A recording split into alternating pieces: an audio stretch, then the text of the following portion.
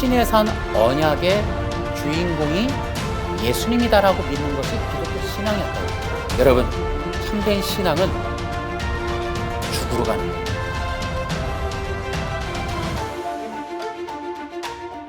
여러분, 바른 믿음을 세우는 일은 매우 중요합니다.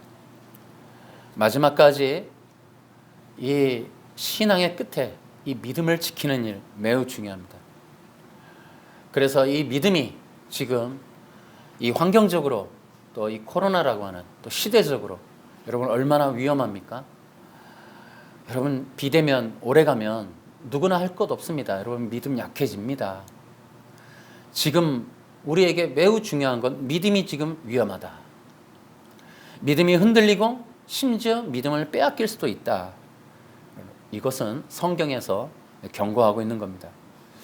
그렇기 때문에 지금 우리가 해야 할 일은 올바른 성경적인 믿음을 형성할 뿐더러 그것을 지켜내도록 또 힘을 길러야 하고, 또한 이 믿음이라는 것이 성장하는 그 과정도 매우 중요하다라는 걸 기억해 보셔야 됩니다. 여러분, 기독교 신앙이라고 하는 것은 이 믿음이에요. 믿음. 보이지 아니하는 하나님을 보는 것처럼 믿는 이 믿음이 기독교 신앙이에요. 보는 것으로 따라가는 게 아니고 기적이나 이적을 따라가는 게 아니라 보이지 않는 하나님, 말씀으로 기록된 이 언약을 신실하게 믿는 믿음, 이런 것들이 기독교적 신앙이다. 기독교의 복이 뭐냐? 보지 않고 믿는 거예요.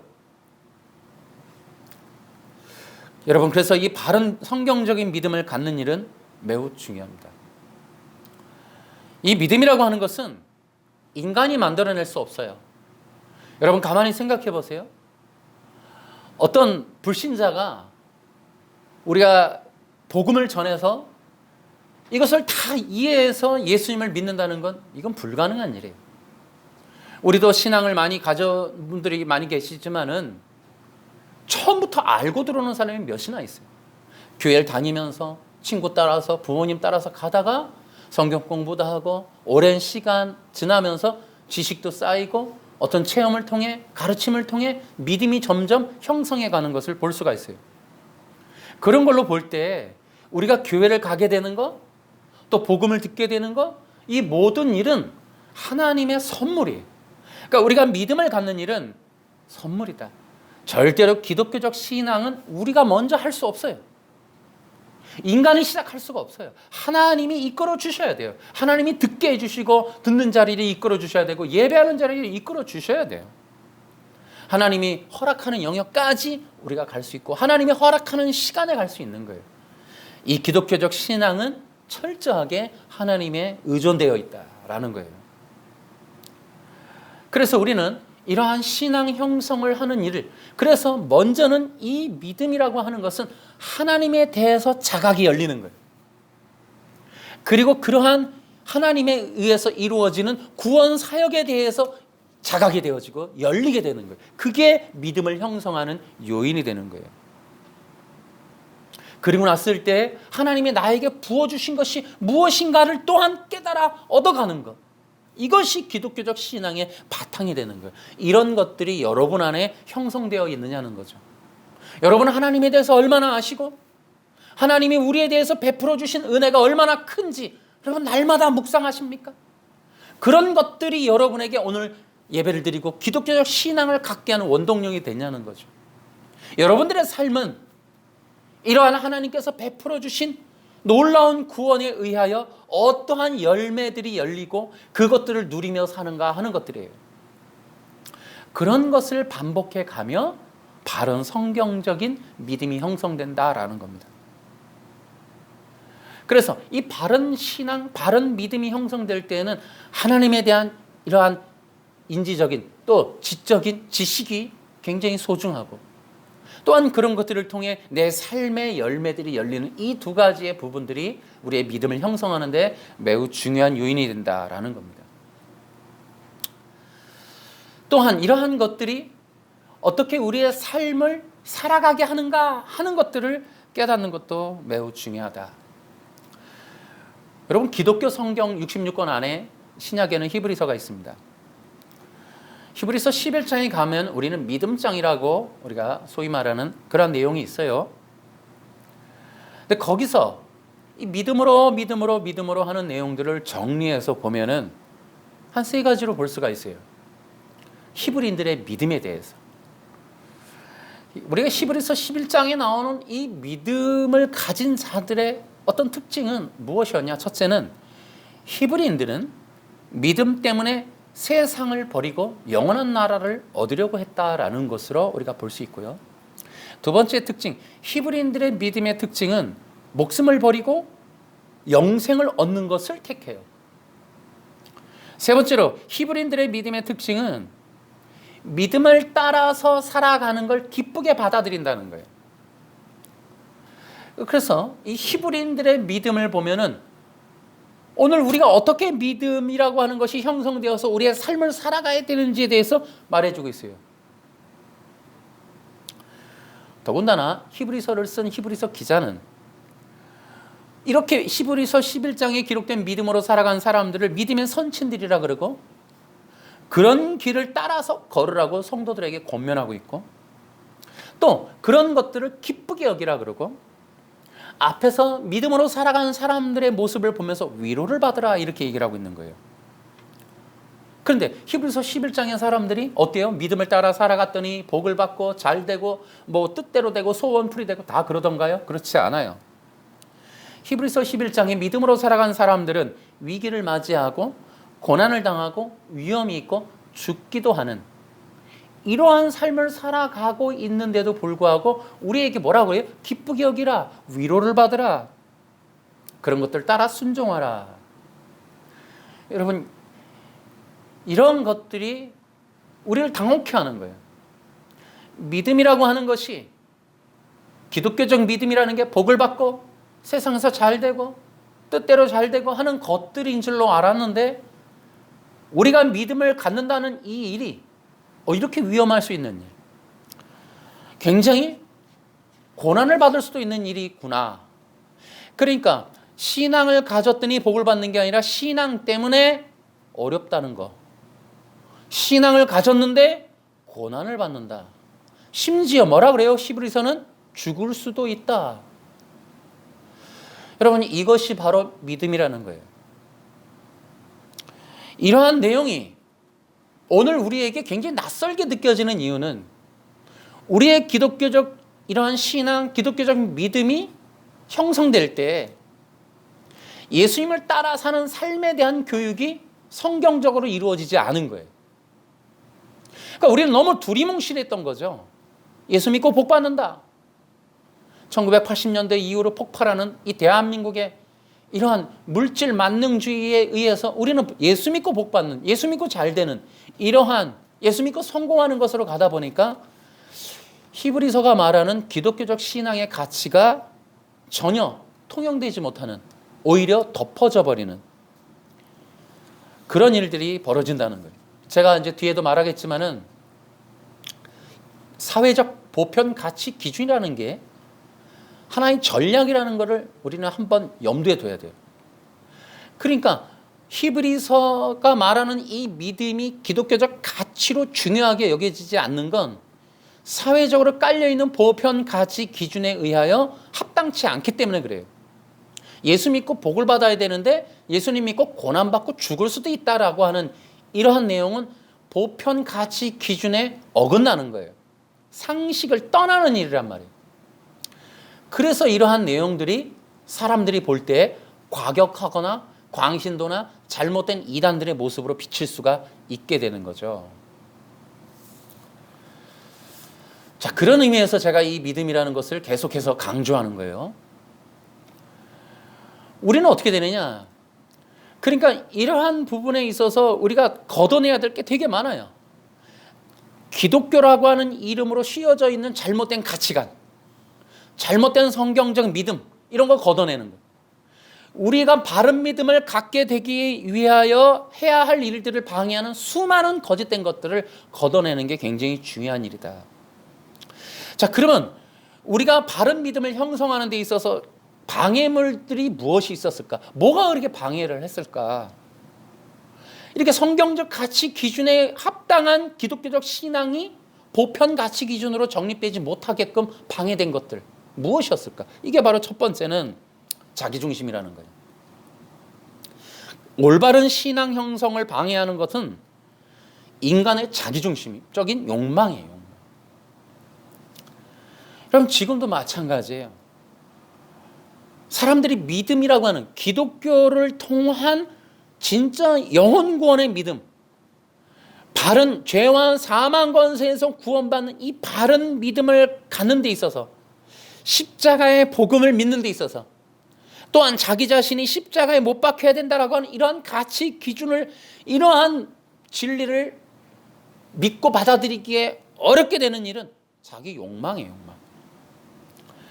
그래서 인간의 욕망이 이것이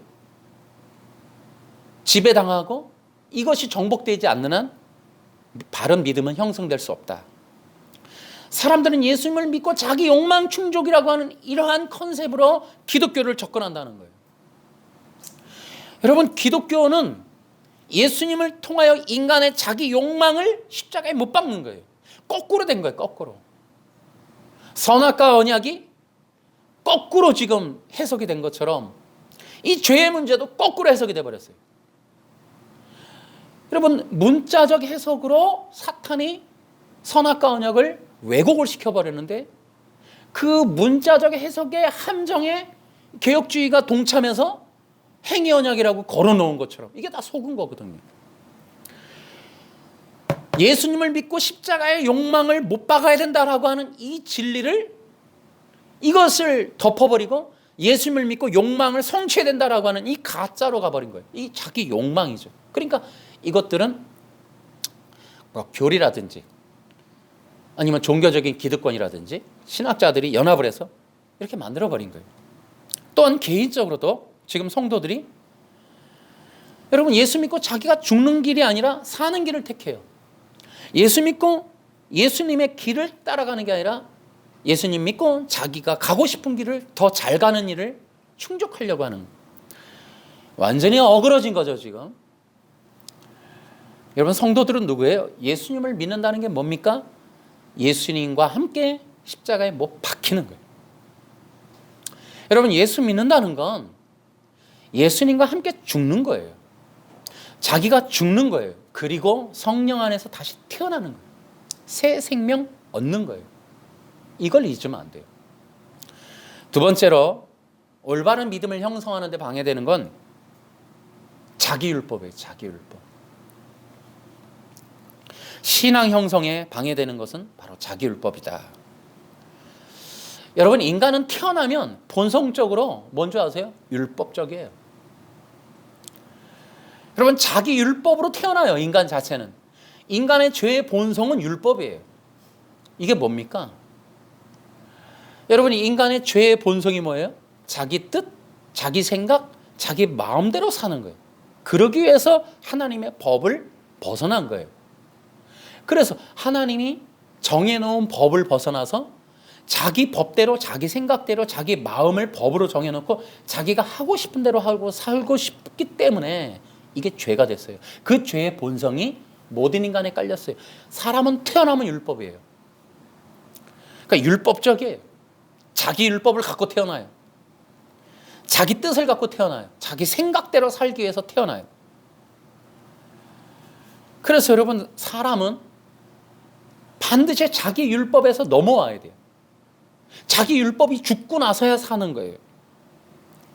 예수 믿는다는 게 뭐예요? 자기 율법 버리는 거예요.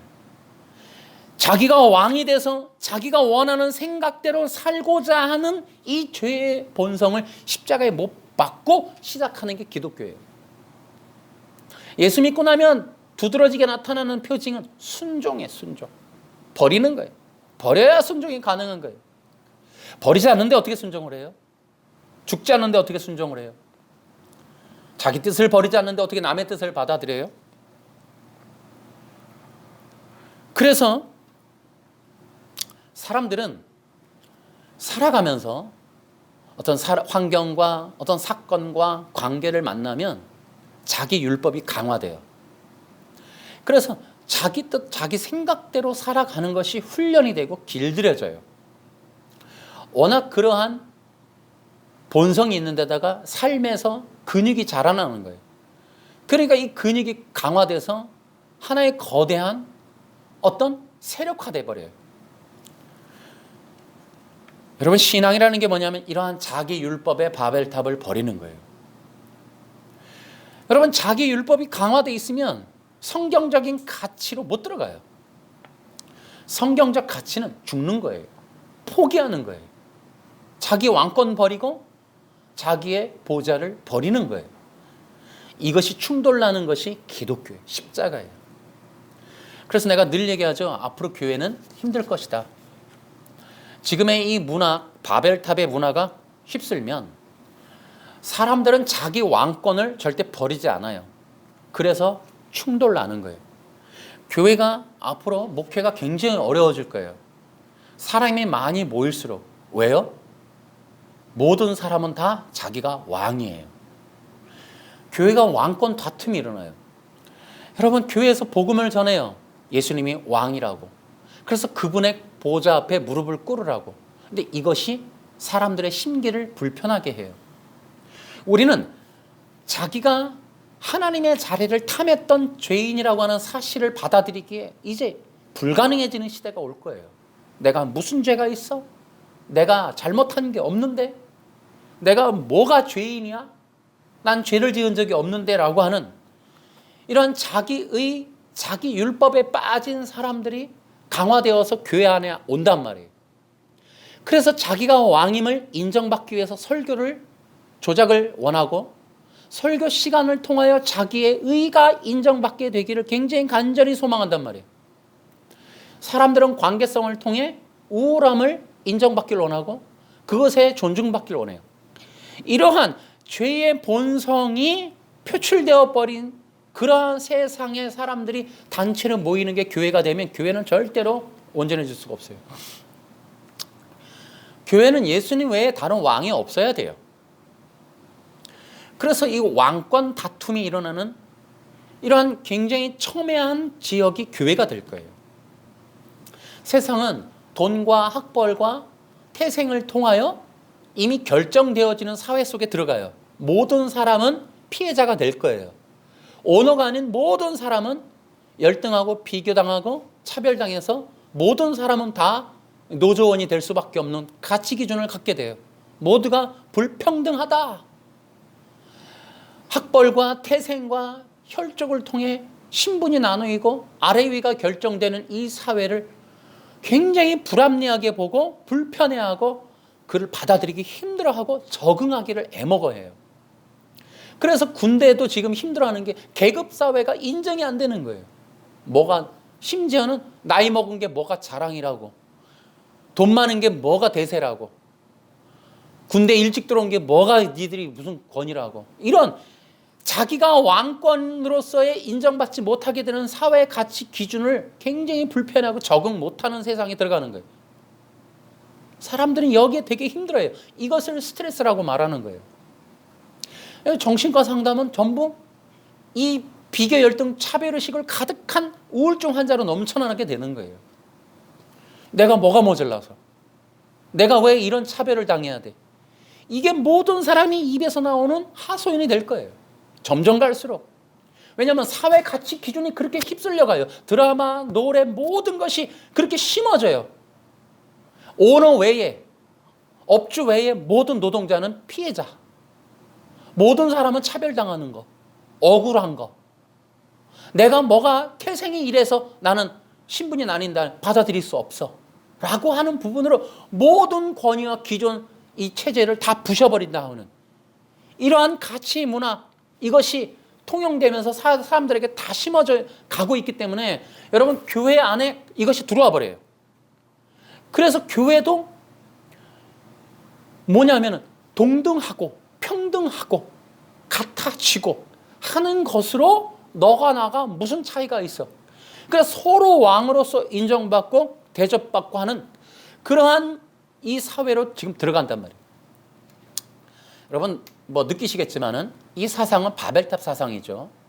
하나님과 같아지려고. 제가 전에도 말씀을 드렸어요. 하나님은 왜 그리스도를 통해서 하나님 당신을 계시하셨나? 자, 이 부분이 좀 낯설긴 하겠지만 잠깐 설명을 해볼게요.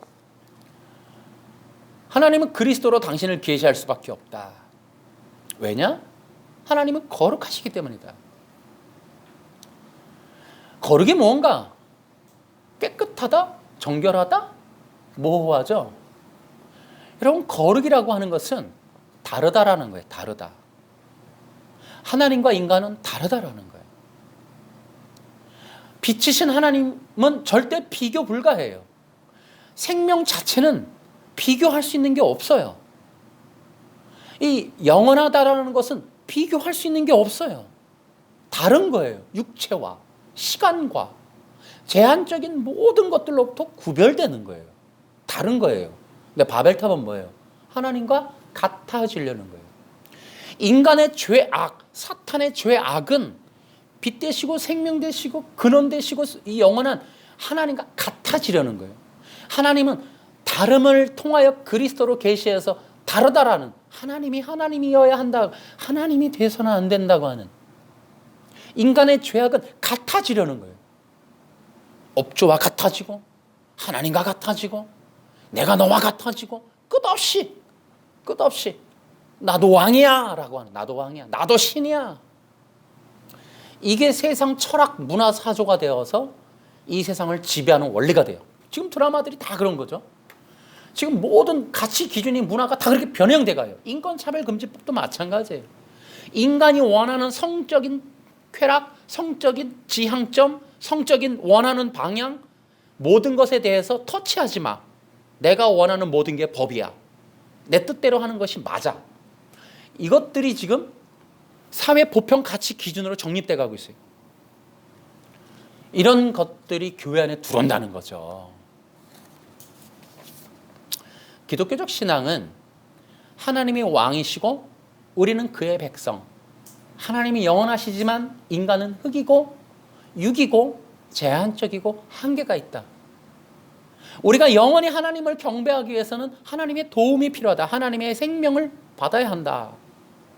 절대 인간은 하나님과 같아질 수도 없고 같아져서도 안 되고 같아지려고 해서는 안 된다.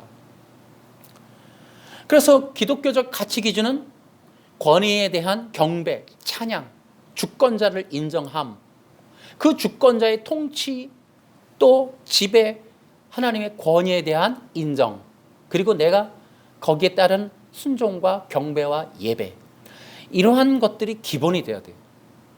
다시 말씀을 드리면, 저 뒤에는 한 번 더 우리가 이제 얘기를 할 게 있어요. 세 번째로, 다시 말하면은 믿음을 형성하는 데 가로막는 굉장히 악한 방해물이 뭐냐? 세상의 사상과 철학이다라는 거. 제가 금방 연결해서 말씀을 드리려고 하는 거예요. 믿음의 형성을 가로막는 것이 무엇인가? 세상의 사상과 철학이다. 아까는 자기 세상, 자기 생각이라고 그랬죠. 자기 경험치, 상처와 기억에 의한 자기 율법, 이런 것들이 방해가 되지만 그것은 내부적으로 일어나는 일들이 있어요. 내부적으로 일어나는 인간의 죄의 본성으로부터 기인하는 생각, 사상, 또 그런 경험, 기억들이 올바른 믿음을 방해한다. 그 다음이 뭐냐? 세상의 사상과 철학, 주입되는 것들이에요. 이런 것들이 사람의 마음에 들어가면 기독교적인 신앙을 형성하는 데 방해가 된다.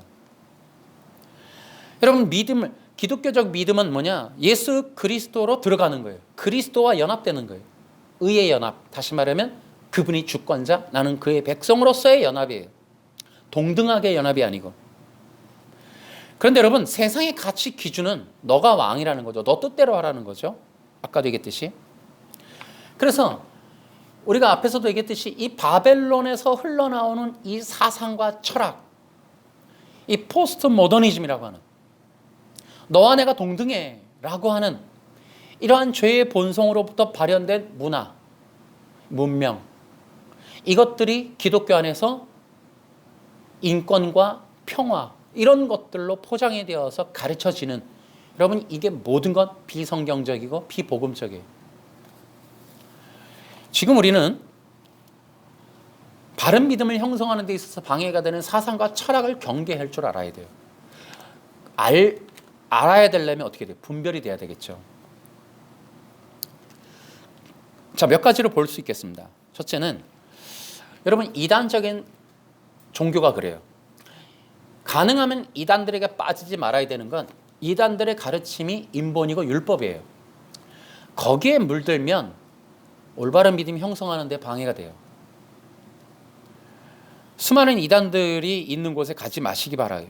여러분, 한국형 종교가 뭐냐면 공부예요, 공부. 여러분, 신천지도 엄청 공부시키죠. 통일교도 그렇고. 수많은 한국형 이단들은 공부를 되게 많이 시켜요. 그러니까 사상화를 엄청나게 철저하고 조직적으로 이루어요.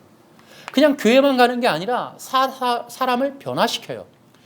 생각과 마음을 조작해버려요. 그런 사람들이 빠져나와서 올바른 믿음 갖는 거 되게 어렵습니다. 가능하면 여러분, 이단들에게 가지 않게 되기를 여러분 힘써야 돼요. 이단들을 우습게 보지 말아야 돼요. 여러분, 그들은 사람을 바꿔내는 데 전문가들이에요. 바꿔내는 건 항상 원칙이 있어요.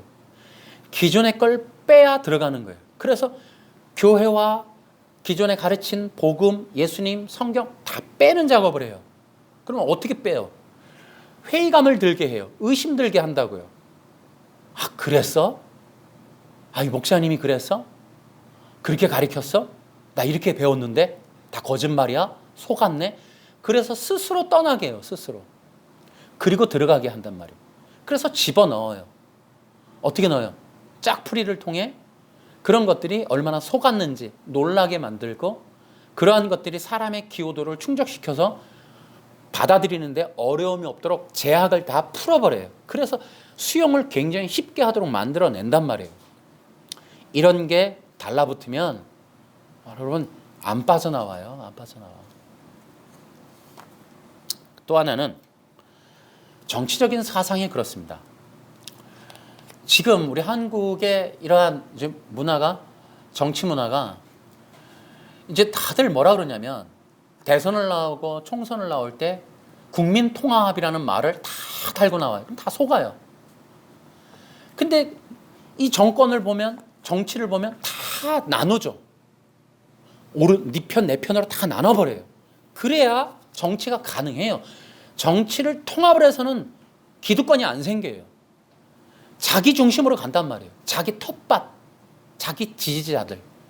이런 거를 성원을 등에 업고 그런 자들과 함께 연합해서 일을 이루어가요. 그래서 그들을 통해 정권을 얻고 힘을 얻으면 그들에게 분깃을 나눠주죠.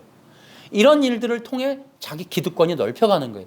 그러니까 정치, 국민통합이라는 말을 여러분 속으면 안 돼요. 자, 어쨌든 내가 이게 말을 할게요. 여러분 제발 분별을 하셔야 돼요. 정치에 속지 마세요. 선동에 속지 마세요. 종교에 속지 마세요. 선동당하지 말란 말이에요. 선전에도 잘 속아요, 우리가. 방송에도 잘 속아요. 다들 우한해. 여러분 광우병 때 다 속았죠? 지금은 몇 년 지났어요. 머리에 구멍 난 사람이 있어요?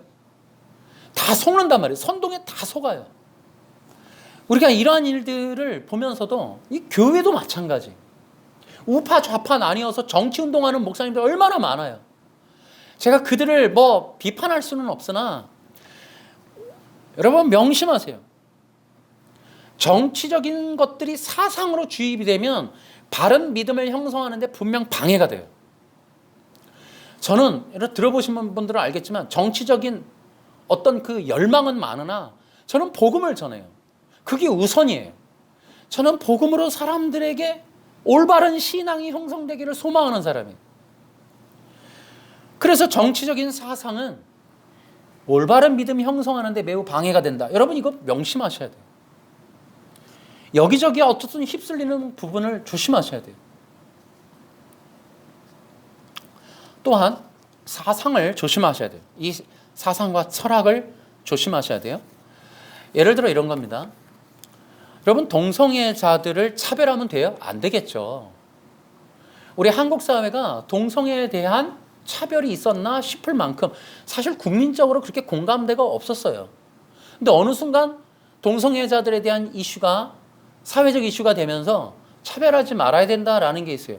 여러분, 흔히 우리는 그런 차별하는 일에 대해서 크게 몰랐어요. 그래 본 적이 없으니까. 그럼에도 불구하고 분명한 얘기는 동성애자라는 이유로 사회에서 차별받는 거 저 반대예요. 여러분, 그렇게 되는 일이 있을까 싶지만 그렇게 안 됐으면 좋겠어요. 근데 문제는 뭐예요? 그러한 것들을 법제화해서 이것들을 소수인권 차별 금지라 해서 묶어버리면서 이것을 반대하는 자를 처벌하는 법을 만드는, 이건 전 반대한다고요. 여러분, 인권차별금지법, 인권이 침해되면 안 되죠. 종교라는 이름으로 침해받으면 안 되죠. 기독교든 불교든 마찬가지예요. 이건 사람의 선택이에요. 그런데 그것이 법제화되어서 또 다른 상대편을 범죄화하는, 처벌하는 법을 만든다? 그건 반대한다고요. 여러분 보세요. 한국 기독교가 근대사회에 넘어오면서 어떤 역할을 했어요? 선교사들이 했던 것처럼 병원, 학교, 유치원을 이끌었던 이 세력이 기독교였어요. 근대사회에서도 마찬가지예요. 교회가 가난한 사람을 돕고 장애인들을 돕고, 특히나 여러분, 한국 기독교가 근대사회에서 가장 큰 영향력을 끼친 게 뭔지 아십니까? 여성 인권 신장한 거예요. 교회에서 이 정말 여성분들의 집사님, 권사님, 이런 목회자 인권까지 여성분들이 교회 안에서 얼마나 큰 활발한 활동을 했어요. 한국 기독교의 이런 70%가 여성들이에요. 여러분, 기독교가 여성 인권 신장에 굉장히 큰 기여를 했어요. 기독교라는 것 자체는 인권을 보호하고 인권을 침해하지 않는, 그들을 돕는, 가난한 자를 돕는, 장애인들을 돕는, 고아원과 노인들을 돕는 일을 앞장서 왔어요. 그런데 이제 와서는 어떤 동성애 인권차별 금지 법을 통해서 교회를 압박하는, 핍박하는 그런 일을 한다는 거죠. 이러한 사상을 주입해서 사회 공론화해서 모든 기독교가 나쁜 사람들인 것처럼, 기독교가 복지에 관심이 없는 것처럼, 기독교는 부자들, 기독교인들은 욕심쟁이, 기독교는 자기들만 배부르고, 목사들만 도둑놈이고, 목사들은 사기꾼이고, 지금 사람들의 인식을 그렇게 깔아가는 보도 프로그램이 얼마나 많이 쏟아져 나와요. 여러분, 한국 기독교가 근대 사회에서 끼친 영향력이 얼마나 큰데도 불구하고 사회적 인식은 바뀌어가고 있어요. 쇠뇌란 말이에요, 쇠뇌. 이런 사상과 철학을 조심하라는 거죠. 여기에 속는단 말이에요, 기독교인들이. 여러분, 종교 간의 통합도 마찬가지입니다. 모든 종교가 연합이 되면 좋아요. 평화롭게 지내면 좋죠. 불교 간에 서로 손잡고 화합하고, 불교인들과 또 이 기독교인들이 서로 화합하는 것. 그러나 통합이랑 또 달라요. 통합은 구원의 길은 여러 가지일 수 있다. 예수님 아니어도 구원받는다. 기독교 너희들도 인정해라. 오늘 못하죠. 예수님밖에 없는데요. 그러니까 니들 때문에 통합이 안 되는 거야. 그러니까 통합을 하기 위해서 너희들이 없어져야겠네. 자, 이런 방향은 반대한다는 거죠. 여러분, 우리가 분별할 수 있어야 돼요. 동성애자들의 인권은 우리가 존중하지만 법제화돼서 비동성애자들을 차별하는 그 법을 반대한다는 거거든요. 종교 연합은 환영하죠. 서로 사이좋게 평화롭게 지내는 거 다 좋아해요. 근데 통합을 통해서 기독교를 제거하겠다? 우린 그거 반대한다고요. 그래서 지금 제가 말씀드리는 이런 사상들을 보편 기준으로 만들어버려요. 거기에 따르지 않는 기독교를 악한 세력으로, 비사회적, 비도덕적, 비윤리적 세력으로 만들어요. 동성애 인권법에 동의하지 않으니까 기독교인들을 차별하는 사람들, 인권이 없는 사람들, 소수 사람들을 또 인정하지 않는 집단, 이렇게 만들어가는 이러한 사상과 철학을 여러분이 분별하시라고요. 그런 것 때문에 물들어 버리면 기독교가 말하는 본래의 신앙을 못 가져요. 예수님을 믿는 믿음을 못 갖는다고요.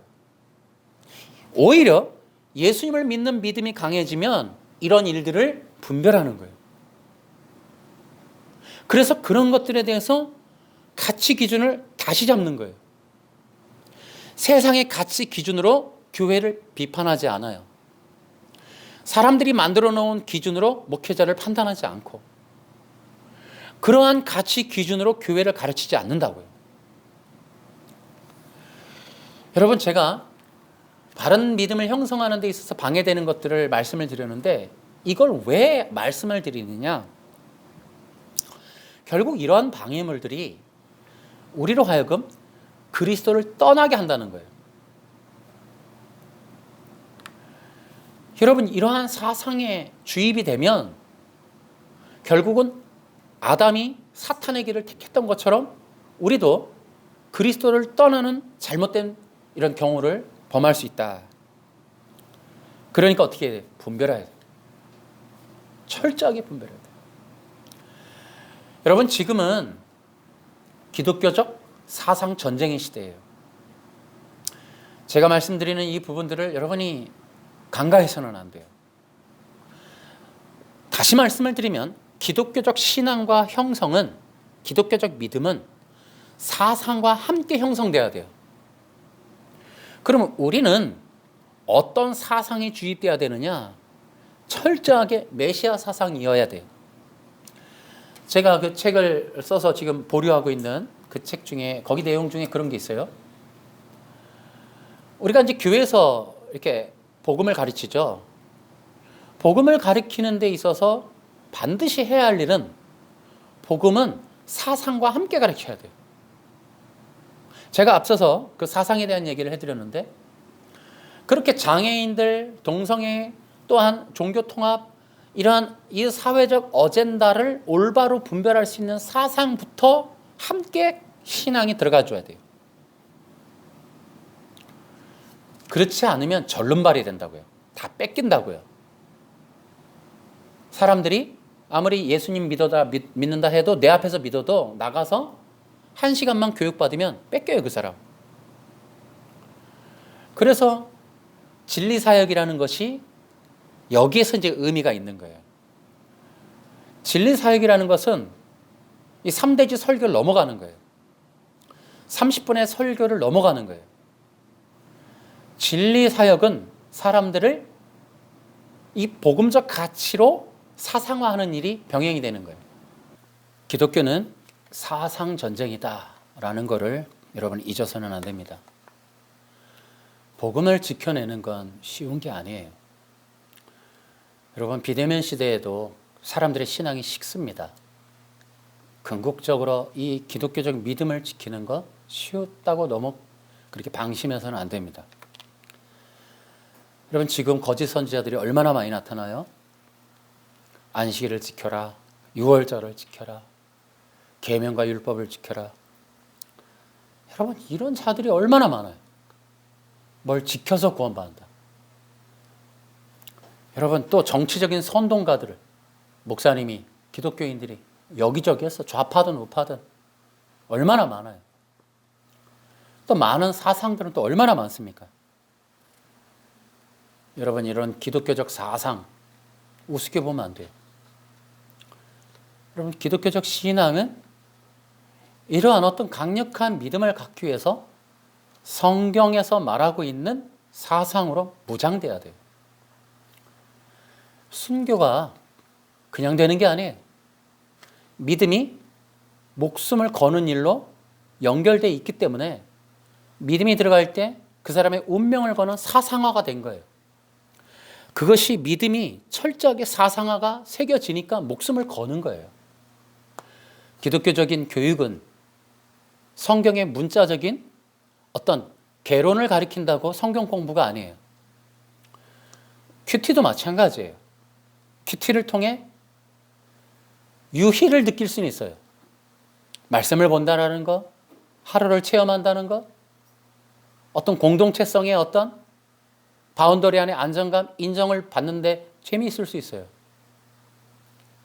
그러나 그런 것들이 과연 목숨을 거는 일까지 연결되는가? 그것은 단순히 그런 종교적인 일들이 가능하게 하는 게 아니에요. 목숨을 거는 일은 철저하게 기독교적 사상으로 무장돼야 돼요.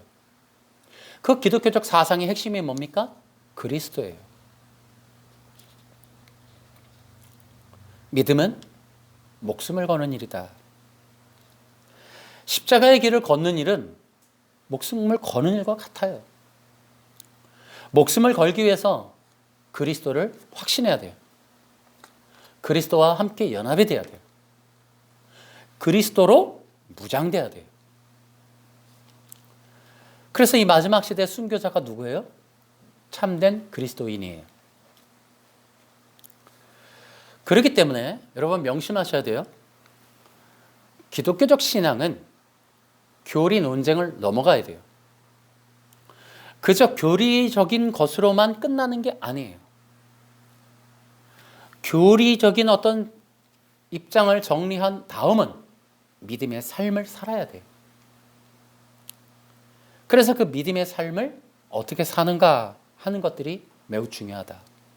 믿음이라고 하는 것은 책상 앞에 앉은 교리 논쟁에서 끝나면 안 돼요. 교리가 중요하지만 그게 50%예요, 50%. 그 다음에는 어떻게 해요? 내가 가진 그 입장, 그 믿음에 따른 삶을 살아야 돼요. 그래서 성경은 두 가지를 얘기해요. 바울이 말하는 믿음, 야고보가 말하는 믿음.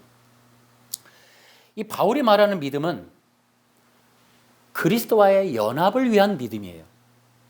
그래서 바울이 말하는 믿음은 구원 얻는 믿음이다. 이렇게 우리가 정의할 수 있어요. 그럼 바울이 말하는 건 뭐냐? 그리스도가 없이는 구원받을 수 없다. 이걸 얘기하는 거예요. 그래서 기본적인 원리를 말해요, 바울은. 그러니까 믿음이 뭐냐? 이걸 얘기한다고요. 그럼 믿음이 뭐냐? 그리스도와의 영적인 연합이다. 하나님은 이렇게 그리스도라고 하는 하나님의 거룩한 그 길에 우리가 동참되어지는 것만이 구원이다. 이걸 말씀을 하고 있는 거예요. 이것이 참된 믿음이다. 자, 또 말하지만 이러한 참된 믿음의 교리적인 원리를 방해하는 것 인본주의와 율법주의다. 이걸 잊어서는 안 돼요.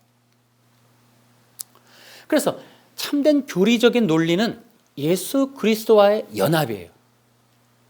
이 연합이 기본이 되고 나서야 믿음의 삶이 있는 건데 이 믿음의 교리를 방해하는 건 인본주의와 율법주의. 그래서 그들은 그리스도와의 연합을 방해하려고 해요. 그리스도를 못 만나게 한다고. 그리스도와 하나 되는 것을 절대로 가로막는 거예요. 인본주의와 율법주의가. 계명을 지켜라, 안식일을 지켜라, 도덕과 윤리가 검증돼야 된다, 조사심판에서 마지막을 다르다. 계속해서 이렇게 거짓말을 해야 되는 건 그리스도와의 연합을 가로막고 있는 거예요, 이게. 앤드류 강 보니까 세 분의 하나님과 연합해야 구원을 받는다 이런 말을 해요. 그러니까 이 사람은 모든 설교가 거짓말이야. 매번 달라. 그러니까 이제 와서 이 어떤 인본주의와 이 율법주의 테두리 안에 가둬버리니까 그걸 박차고 나와서 믿음이다 이런 얘기를 그분과 연합해야 된다. 이런 또 다른 변신을 또 하는 게 앤드류 강이에요. 진리가 아니란 말이에요. 그러니까 진리는 하나예요. 변하지 않는 거예요. 구원이란 예수 그리스도와의 연합인 거예요. 이걸 벗어나면 안 된다. 여러분, 그래서 이러한 참된 믿음을 분별하는 것, 변치 않는 것, 흔들리지 않는 것. 여러분, 우리는 계속해서 일관되는 거예요. 예수 그리스도와의 영적 연합. 이것이 구원이다. 여기서 흔들리면 안 된다. 무엇을 지켜야 된다라고 계속 얘기하는 안식일을 지켜야 된다. 여러분, 그렇게 말하지만 앤드류 강이 그렇게 말해도 여러분 그러면 계시록에 말한 것처럼 하나님의 계명과 예수의 증거를 또 얘기해 볼. 그러면 계명을 지키는 자가 구원받는다 이렇게 얘기한다니까요. 그러니까 그들은 절대로 진짜일 수가 없어요. 계속 변신하면서 사람들을 속일 뿐이에요. 미혹할 뿐이에요. 그래서 이런 인본적인 이 믿음의 길을 거부하셔야 돼요. 다시 한번 말씀을 드리면 참된 믿음이란 예수 그리스도와 함께 십자가에 죽는 거예요. 이거를 바울이 말하는 거예요. 그래서 참된 믿음은 예수 그리스도의 십자가를 높이는 거예요.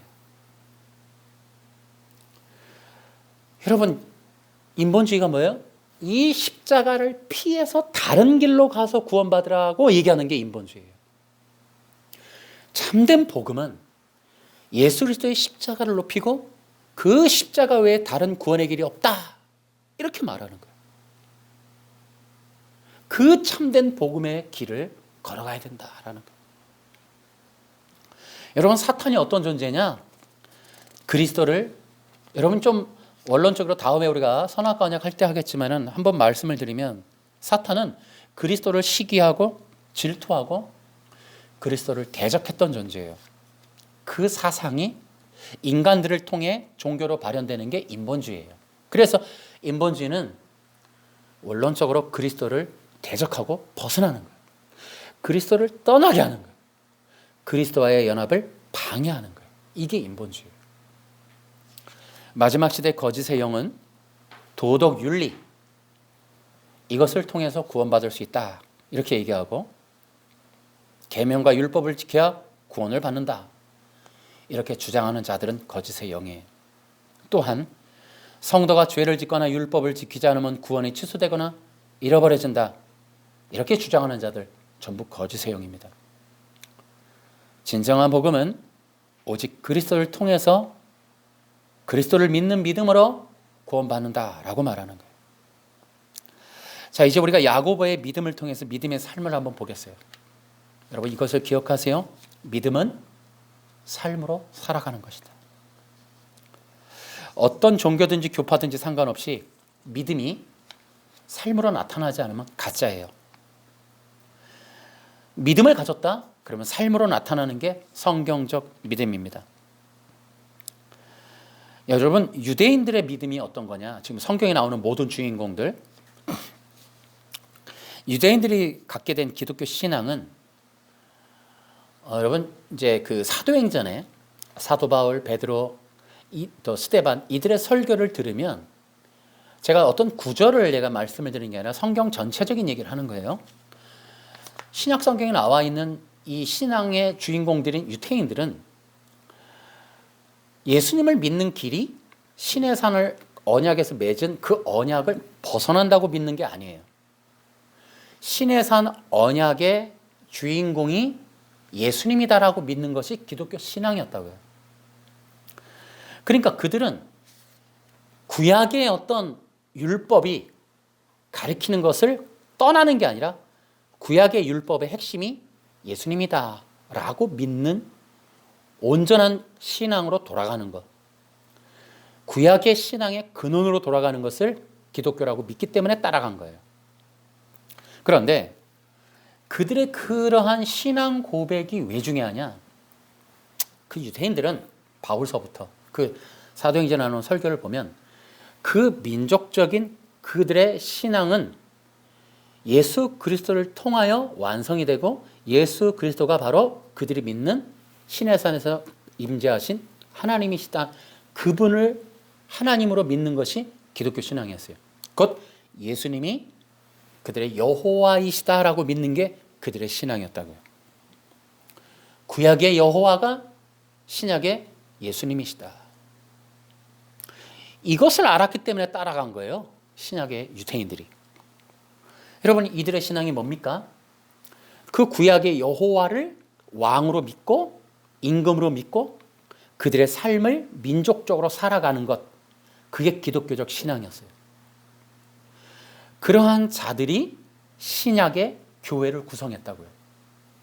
그러니까 그들은 성경에 나와 있는, 신약에 나와 있는 모든 이러한 사도들의 삶은 하나님이 왕이신 그 민족적 삶을 살아가는 거예요. 그러니까 우리처럼 책상 안에서 얘기하는 믿음이 아니라 현실적인 삶을 말하는 거예요. 그래서 기독교적 신앙이란 하나님 나라의 백성이 되는 것이다. 이것을 가지고 있는 게 유대인들이었어요. 그 유대인들의 믿음은 하나님의 백성의 삶을 살아가는 것, 하나님이 왕이시고 그 백성으로 언약의 삶을 살아가는 것, 그것이 그들의 신앙이었어요. 헤브라이즘, 이것이 헬레니즘과 충돌되는, 이게 뭡니까? 기독교적 신앙이 하나의 문화가 됐다는 것, 기독교적 신앙이 문명이 되었다는 것, 이것이 그들의 삶이었어요. 놀라운 것은 기독교인이 소수였어요. 그런데 그 소수의 삶이 사회를 이루는 문화가 되었다는 것. 적은 소수의 진정한 믿음이 영향력을 갖는다는 거예요. 그들이 가지고 있는 이 신앙의 특징은 십자가와 부활이었어요. 그 십자가와 부활이라고 하는 이러한 진정한 믿음의 내용이 그 사회와 문화와 문명을 주도하는 영향력을 가졌다. 오늘날 우리 기독교는 이러한 문화적인, 문명적인 영향력을 갖고 있는가? 그렇지 않다는 거예요. 그래서 우리가 이제 마지막으로 얘기하면은 우리가 어떻게 이 현 시대에 우리의 믿음이 문화로 발전될 수 있을까라는 거예요. 첫째는 우리의 이제 이 신앙의 변화를 좀 한번 생각해 봐야 돼요. 우리의 믿음의 본래적인 내용을 점검해 봐야 돼요. 첫째는 우리가 상식과 보편 가치를 따르는가, 아니면 성경이 말하는, 히브리서의 믿음의 사람들이 말하는 절대 순종, 절대 진리를 따라가고 있는가, 이걸 생각해요. 여러분, 부활은 당시에 보편 사회 기준에 타당하지 않았어요. 그러니까 기독교인이, 소수의 기독교인이 가진 그런 어떤 복음이라고 하는 것은 사회적인 가치 기준에 합당치 않았어요. 또 죽은 사람이 살아났다고 하는데, 죽은 사람이 살아났는데 그 보이지 않는 살아났다고 하는 사람을 목숨을 걸고 따르는 절대 순종을 가지고 있는 자들을 세상은 이해 못했어요. 그것은 사회 가치와 부합되지 않았어요. 다시 말하면 초대교회 성도들은 상식과 보편 가치를 따르는 게 아니라 성경이 말하는 절대 순종, 절대 진리를 따랐다. 여러분, 많은 사람들이 천국이 어디 있냐 그래요. 보이지 않아요. 근데 천국을 믿고 따라가요. 보편 가치 기준에 합하지 않아요. 진정한 믿음이란 사회적인 보편 가치 기준을 충족시키는 게 아니에요. 그래서 소수예요. 이 진리로 사람들을 이끌려고 하지, 사람들이 원하는 대로 진리를 포기하고 야합하는 길로 가지 않았다. 그 길이 사회적인 손실, 목숨을 잃는 이러한 치명적인 일이 있을지라도 초대교회 교인들은 절대의 진리를 따라서 삶을 살아갔다. 두 번째로, 이 시대에 이 기독교적 신앙이 문화로 영향력을 가지려면 우리는 어떻게 되느냐? 자기 중심이 아니라 그리스도 중심으로 살아가야 돼요. 자기 중심이 아니라 십자가 중심으로 살아가야 된다. 예를 들어 이런 겁니다. 내가 믿는 신앙이 내 이익에 도움이 안 되어도 내 뜻을 버릴 줄 아는 그러한 믿음을 갖는 것, 그것이 사회를 변화시키는 거예요. 예를 들어 사람들이 원망하고 불평하고 자살할 만한 일이 있어요. 근데 성경은 뭐라 그래요? 감사와 기쁨. 감사하고 기뻐하는 거예요. 내가 다시 말하노니 감사하라. 그러니까 이러한 문화는, 이러한 믿음은 문화를 바꿔요. 소수의 몇 명의 간증이 많은 사람들의 심금을 울려요. 성경에 따르는 삶이 선한 영향을 끼친다고. 다리가 하나가 없어요. 교통사고로 어려움을 당했어요. 사업이 망했어요. 그런데 하나님이 살아계신 것, 천국이 있다는 것, 구원받았다는 것, 성령 받았다는 것, 예배한다는 것, 이러한 절대적인 신앙의 가치가 사회 보편 가치 기준을 넘어서서 감사하는 것. 이러한 정신적인 문화와 사상은 사회적인 선한 영향력을 넘어 문화와 문명을 이루는 거예요. 이게 믿음이라는 거예요.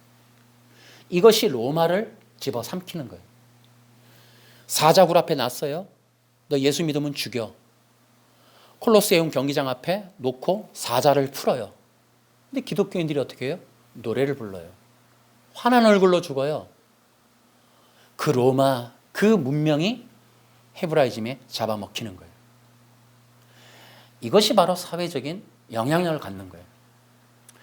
믿음이 책상머리가 아니라 삶으로 표현되면 그 당대의 문화와 문명을 집어삼키는 거예요. 그래서 성도들이 어떻게 얘기해요? 무슨 노래를 불러요? 그리 아니하실지라도. 보이지 않는데 어떤 분이 있다라고 믿고 순종하고 따른다. 보편 가치 기준이 안 맞아요. 광신도나 이단들이 하는 짓이에요. 근데 그거를 기독교인들이 살아내는 거죠. 여러분, 사람들이 어떤 명령하에, 말씀에, 복음에 가르침을 받았어요? 어떻게 그럴 수 있어? 내 형편, 내 사정, 내 마음에 안 맞아요? 그런데 그리스도의 영광이라면 그 길을 걸어가는 것, 그걸 선택하는 것, 그걸 받아들이는 것, 그걸 따르는 것. 이거는 일반 상식과 안 맞아요. 근데 그것이 이 세상 따를 것이 없는 사람들, 목적이 없는 사람들, 선한 가치를 갖고 있지 않은 사람들의 마음, 정신, 사회, 이 사상을 뒤바꿔버리는 거예요. 그래서 기독교인들의 가치는 사람들의 선망의 대상이 되는 거예요. 보이지 않는 천국을 소망하고 확신하며 사는 저 기쁨, 보이지 않지만 하나님의 평가를 기다리는 저 선한 마음, 이런 것들이 아무 소신이 없는 자기 욕망밖에 남지 않은 사람들이 볼 때에는 충격으로 다가갈 수 있는 거예요. 세 번째는 이 믿음이 어떻게 문명을 이루는가? 여기 있어요.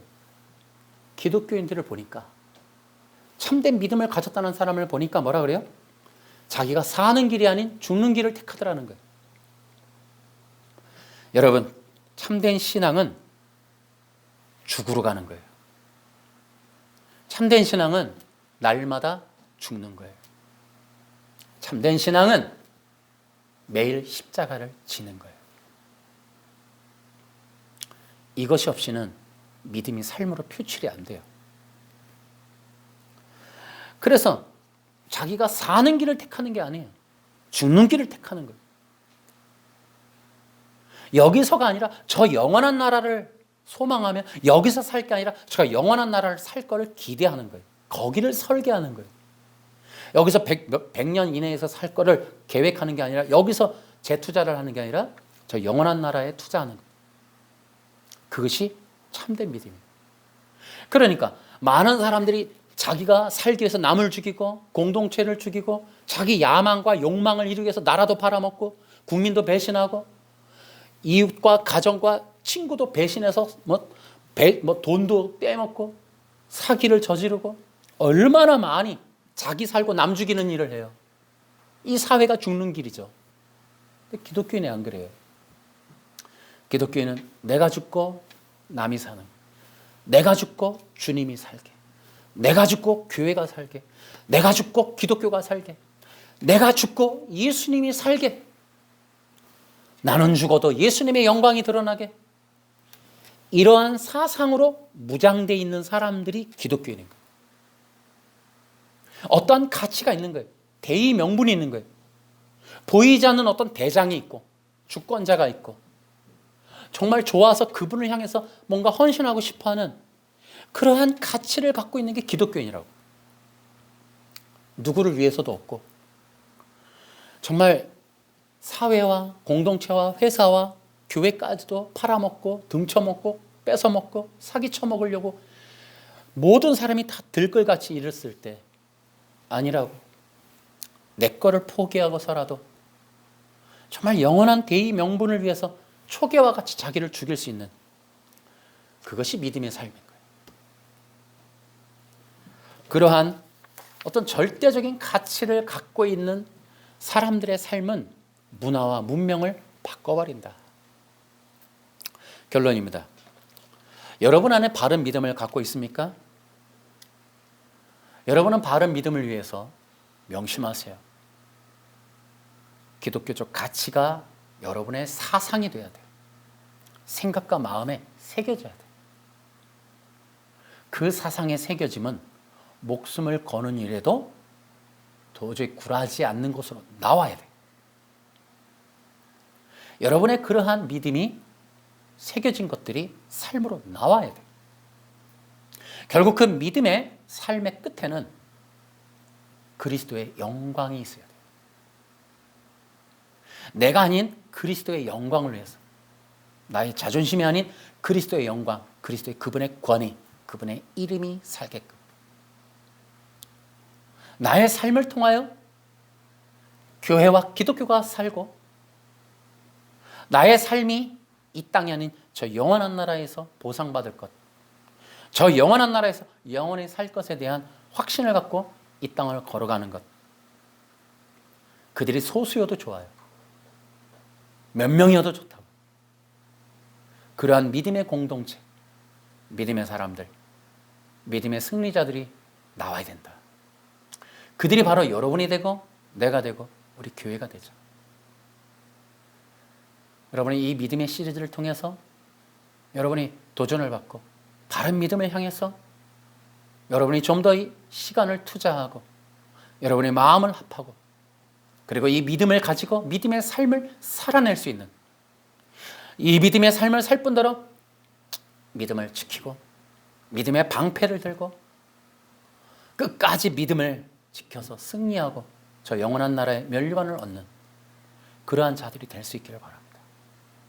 마지막 시대에는 믿음 전쟁에 믿음을 빼앗길 것이냐 지킬 것이냐, 수많은 일들, 환경, 사랑, 관계성이 여러분의 믿음을 갉아먹을 거예요. 그럼에도 불구하고 여러분이 성령 충만하여 이 믿음을 지켜낼 수 있길 바랍니다. 비대면이 됐든 팬데믹이 됐든 정치적인 압박이 됐든 여러분의 믿음을 절대로 건드릴 수 없는 강력한 믿음을 갖는, 굳건한 믿음을 갖는 주님이 오실 때 믿음을 보겠느냐, 믿음을 찾겠느냐. 여러분의 믿음을 가지고 승리해내서 주님이 오실 때 잘했다 칭찬받는, 충성된 종이다 칭찬받는 여러분의 그것이 지금 관건이에요. 여러분과 내가 그런 자가 될 수 있기를 주 예수님의 이름으로 축원합니다. 박수.